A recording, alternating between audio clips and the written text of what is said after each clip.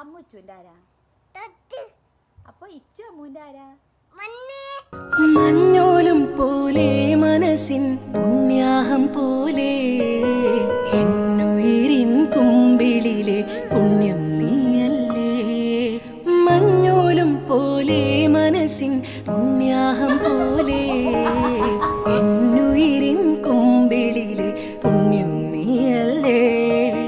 മാറിൽ നീയോ ചായും നേരം മാനിൻ കുഞ്ഞായി മാറും നേരം വെള്ളി നിലാവാകുന്നേ ഞാനിൻ നല്ലാരോമൽവാവേ.